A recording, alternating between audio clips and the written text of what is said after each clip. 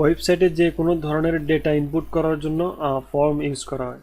অনেক ক্ষেত্রে ইমেল পাঠানোর জন্যই ফর্ম ইউজ করা হয়। এটা সবচেয়ে কমন যে ইমেল পাঠানো, কারণ আপনি যদি শুধুমাত্র ফ্রন্ট এন্ড নিয়ে কাজ করেন সেখানে একটা ইমেল পাঠানোর সিস্টেম লাগে।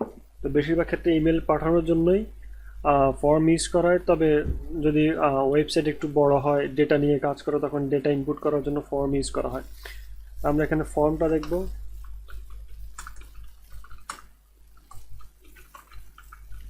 ফর্মের জন্য ফর্ম ট্যাগ ইউজ করা হয়।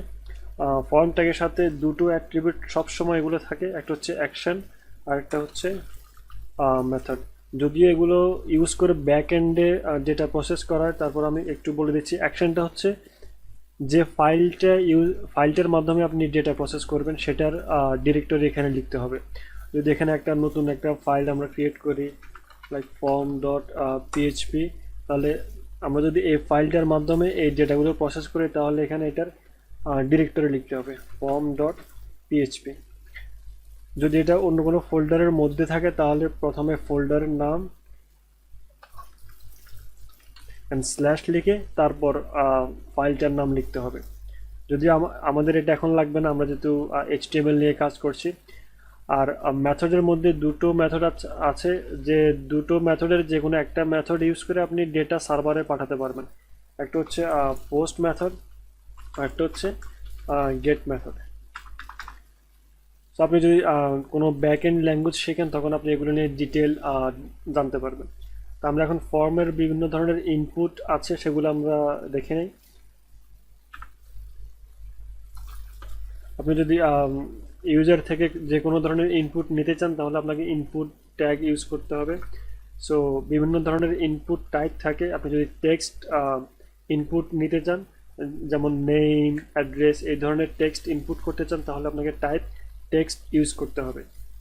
আমরা যদি এটা রিফ্রেশ করি তাহলে আপনি এখানে একটা খালি বক্স দেখতে পাবেন যেটা এই ইনপুটের জন্য তৈরি হয়েছে। আমরা এখানে উপরের টেবিলটা থেকে একটু ব্রেক করে লাইন ব্রেক করে নিই।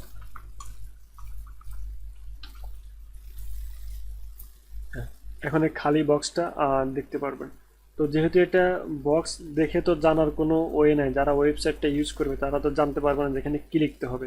তো এই কারণে আরেকটা ট্যাগ ইউজ করা হয়, সেটা হচ্ছে লেবেল। লেবেলের মধ্যে লিখলেন নেম। এখন নেম, লেবেল, দেন এখানে ইনপুট আসছে।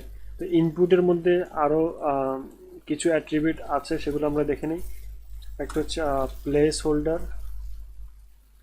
সেটা হচ্ছে like enter your name.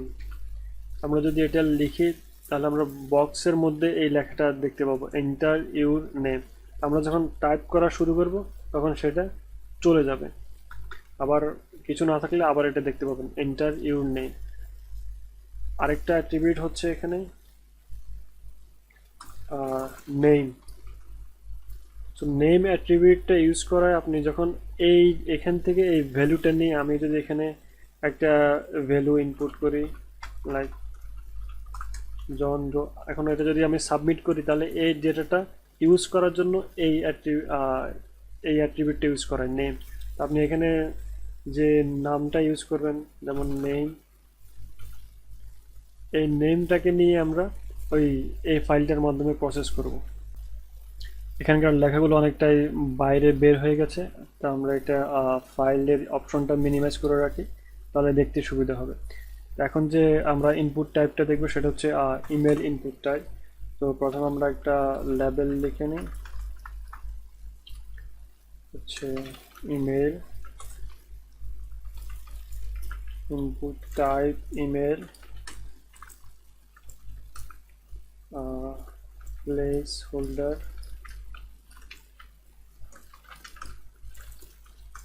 Enter your email.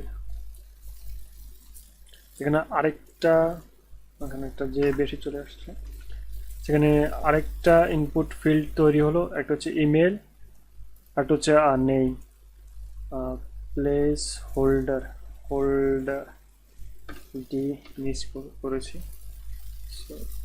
Okay, enter your email আরেকটা। এখন দেখেন এগুলো হচ্ছে ইনপুট বা লেভেল, এগুলো সবগুলো হচ্ছে ইনলাইন এলিমেন্ট, যার কারণে এগুলো পাশাপাশি আসছে।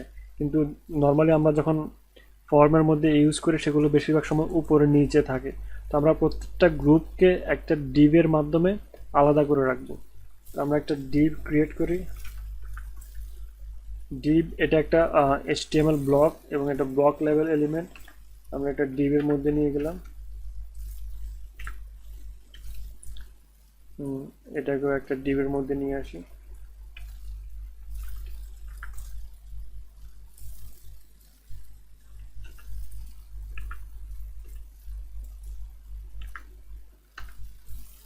এখন রিফ্রেশ করি, তাহলে এখন উপরে নিচে আসবে। তারপরে আমরা দেখব নাম্বার টাইপ। এখন পুরোটা এখান থেকে কপি করে আরেকটা তৈরি করি।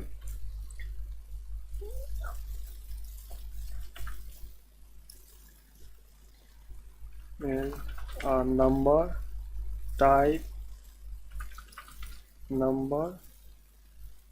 নাম্বার ক্ষেত্রে প্লেস হোল্ডার আমরা দিতে চাচ্ছি না। নাম্বার ফিল্ডে আপনি দেখবেন একটা জিনিস এক্সট্রা আসে, সেটা হচ্ছে এখানে উপরে নিচে অ্যারোগুলো। আমরা উপরে গিয়ে এভাবে নাম্বার টাইপ করতে পারবো, আবার এটা কম করতে পারবো। তাহলে যখন আমরা ইনপুট টাইপ নাম্বার ইউজ করবো, সেখানে আমরা আরও দুটো অ্যাট্রিবিউট অ্যাড করতে পারবো, সেটা হচ্ছে মিন অ্যান্ড ম্যাক্স। আপনি একটা লিমিট দিয়ে দিলেন যে আপনি কত থেকে কত এর মধ্যে ইনপুট চাচ্ছেন। আপনি যদি 0 এবং 5-এর মধ্যে চান তাহলে সেটা এর বাইরে, সরি রিফ্রেশ করে নেই, এটা 5-এর বেশি আর যাবে না, বা 0-র নিচেও আসবে না। তারপরে আমরা আরেকটা, সরি, ডিভ লেভেল পাসওয়ার্ড। আমরা যদি লগ ইন বা রেজিস্ট্রেশনের জন্য ফর্ম ক্রিয়েট করি, তখন অ্যাকচুয়ালি পাসওয়ার্ড টাইপটা ইউজ করা হয়। ইনপুট টাইপ হচ্ছে পাসওয়ার্ড,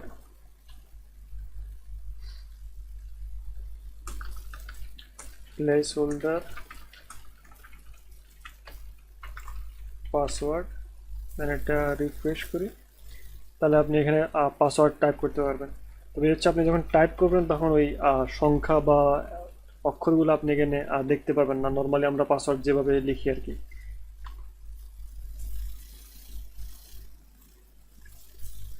দেন আমরা আরেকটা ইনপুট টাইপ দেখব, ডিভ লেভেল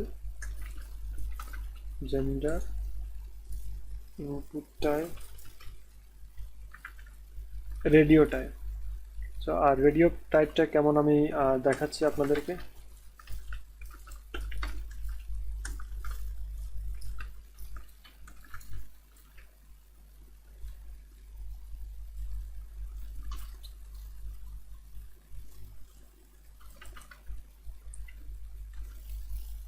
আমরা এটা লিখলাম, এখন রিফ্রেশ করি।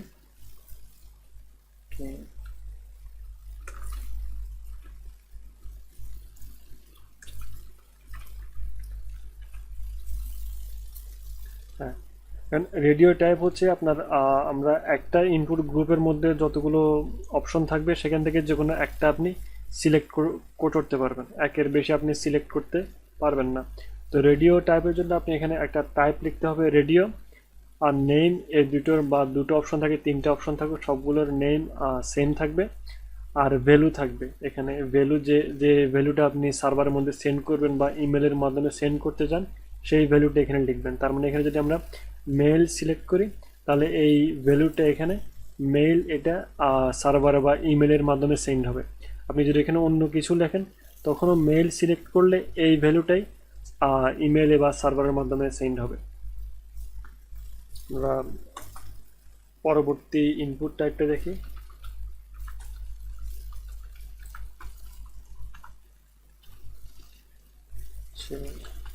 স্কিল। আচ্ছা, এখন যে ইনপুটটা আমরা দেখবো সেটা হচ্ছে চেক বক্স। লিখে নেই,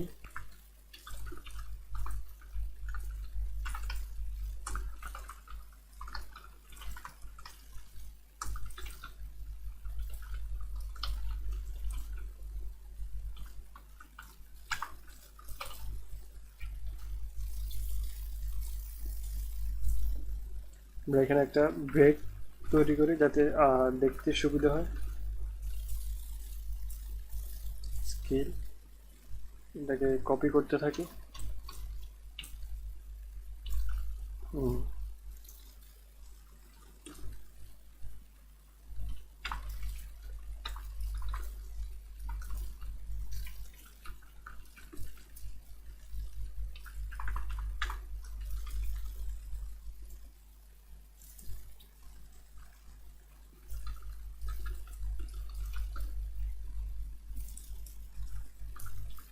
আচ্ছা, তিনটেই থাকুক এখানে।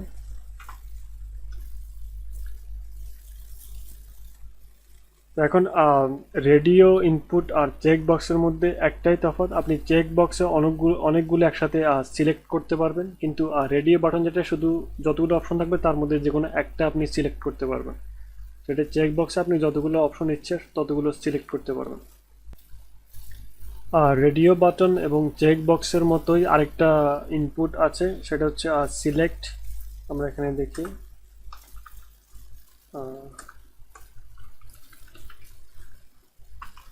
আগে div level cars। সো যে অপশনগুলো আমরা লিখবো সেগুলো যে কোনো একটা, অনেকগুলো কার থাকবে তার মধ্যে আপনি যে কোনো একটা কার সিলেক্ট করবেন, এরকম একটা idea. So select name, ID এগুলো আপনি দিলেও দিতে পারবেন, তবে বেশিরভাগ ক্ষেত্রে এগুলো যখন আমরা ব্যাক এন্ডে কাজ করি তখন এগুলো ইউজ করা হয়। সিলেক্টের মধ্যে অনেকগুলো অপশন থাকে।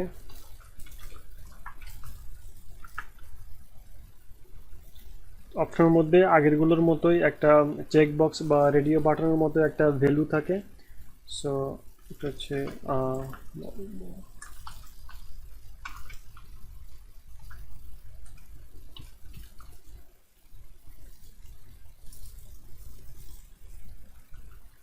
BMW।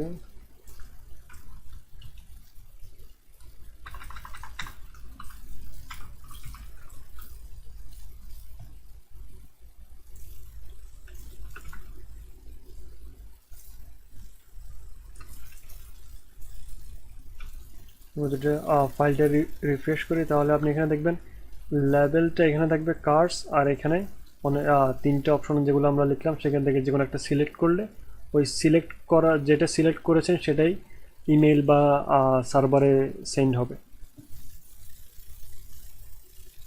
আচ্ছা, তারপরে আমরা আর একটা ইনপুট দেখবো। আর অনেকগুলো ইনপুট আছে, তবে বেশিরভাগ ক্ষেত্রে আমরা এগুলো ইউজ করি। আর কয়েকটা ইনপুট টাইপ আছে, হয়তো মাঝে মধ্যে সেগুলো ইউজ করা হয়। আরেকটা যেটা গুরুত্বপূর্ণ একটা ইনপুট টাইপ আছে সেটা হচ্ছে ফাইল। আপনি যদি কোনো ফাইল বা ইমেজ আপলোড করতে চান বা ইমেজ পাঠাতে চান ইমেলের মাধ্যমে, তখন এই ইনপুট টাইপটা ইউজ করা হয়।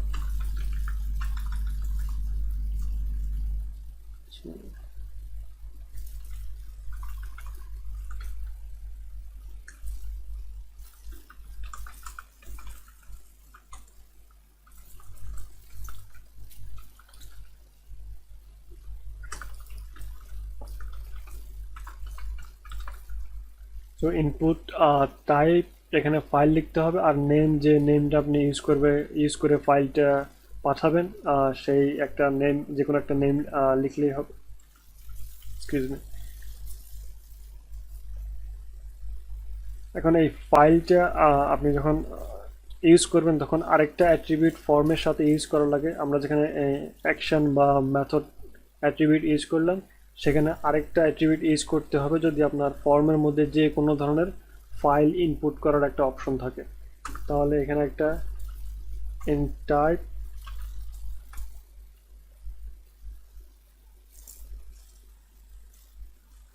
ENC type multipart form data, এই অ্যাট্রিবিউটটা ইউজ করতে হবে আপনি যদি ফাইল ইনপুট করতে চান।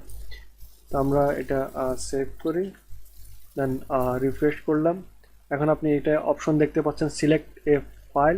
এখানে চুজ দিলে আপনার ব্রাউজার ওপেন হবে, আপনি এখান থেকে যে কোনো একটা ফাইল চুজ করবেন, ওপেন। তাহলে যে ফাইলটা চুজ করবেন সেটার নাম এখানে আসবে। আরেকটা ইনপুট টাইপ হচ্ছে submit input submit submit value send. So এটা অনেকটা বাটনের মতো কাজ করে। আপনি ডেটাগুলো যখন সেন্ড করবেন বা ইমেলটা যখন পাঠাবেন তখন এই বাটনটা ক্লিক করে ডেটাগুলো সেন্ড করা যাবে।